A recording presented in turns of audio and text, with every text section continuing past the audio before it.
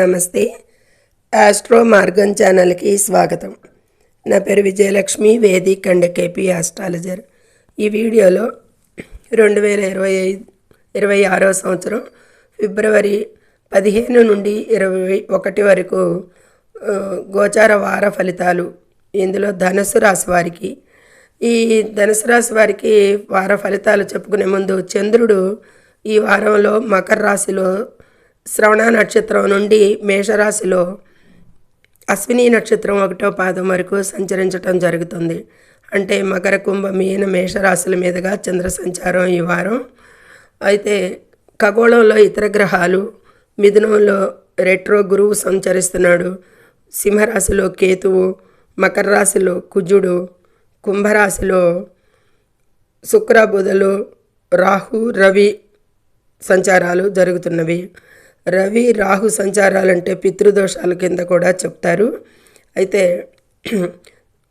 మీనరాశిలో శని సంచారం జరుగుతుంది. ఇది ఖగోళంలో ఇతర గ్రహాల స్థితిగతులు.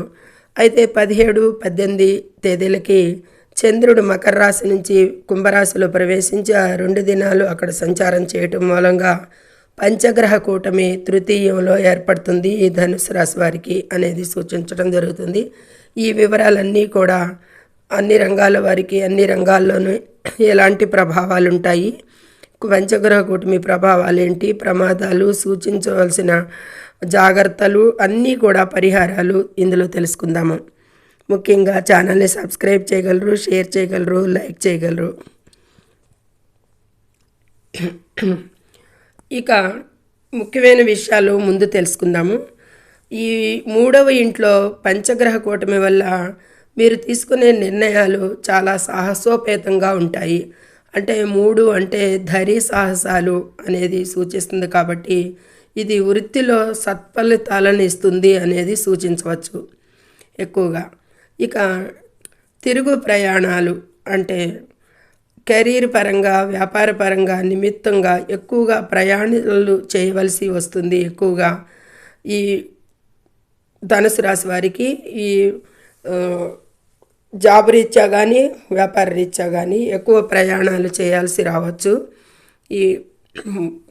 ఈ వారంలో. అయితే కనుక ఫిబ్రవరి 17, 18 తేదీలలో చంద్రుని సంచారం కుంభరాశిలో వల్ల కొన్ని ఆటంకాలు, మానసిక ఒత్తిడి కూడా కలుగుతుంది అనేది సూచిస్తుంది. ఇక ఆర్థిక లాభాలు అయితే కనుక ఆశించిన దానికంటే కూడా ఎక్కువ ఆదాయం, ఆస్తి లాభాలు, కొత్త ఉద్యోగ అవకాశాలు, ఇవన్నిటికీ కూడా మంచి లాభాలు ఉన్నాయి అనేది సూచిస్తుంది. ఇక రంగాల వారీగా ఆర్థికంగా ఇలా అన్ని విషయాలు కూడా తెలుసుకుందాము.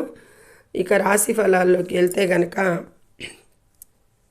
ఈ ధనుసు రాశి వారికి ఆర్థిక పరిస్థితి అయితే చాలా బలంగా ఉంది. ఈ వారంలో ఆస్తి నిల్వలు పెరిగే అవకాశం ఉంది. అయితే వారం మధ్యలో ఖర్చులు పెరుగుతాయి అనేది సూచిస్తుంది. అంటే చంద్రుడు 2, 3, 4, 5 2, 3, 4, 5 రాశుల మీదుగా చంద్ర సంచారం జరుగుతుంది. కాబట్టి వారం మధ్యలో ఖర్చులు పెరిగే అవకాశం అయితే ఉంటుంది. ఆరోగ్య విషయాల్లో అయితే కనుక కొద్దిపాటి జాగ్రత్తలే తీసుకోవాలి. ముఖ్యంగా వాత సంబంధిత సమస్యలు, వాత, పిత్త, కఫ ఈ సమస్యలు తలెత్తవచ్చు. కడుపు మరియు ఛాతీ సంబంధిత సమస్యలపై ఎక్కువగా దృష్టి పెట్టాలి. ఇక సిబ్లింగ్స్ తోటి సంబంధాలు అయితే బాగుంటాయి వీరికి. కానీ వారి విషయాల్లో కొద్దిగా ఒత్తిడి ఉంటుంది. వారి సంబంధాల విషయాలకి వస్తే అది కొద్దిపాటి ఎక్కువగా దాన్ని గ్రహించి ఆ విషయాల్లో జాగ్రత్తగా వ్యవహరించండి. ఇక ఆస్తి సంబంధిత డాక్యుమెంటేషన్ విషయాలకి, ప్రాపర్టీ విషయాలకి అయితే కనుక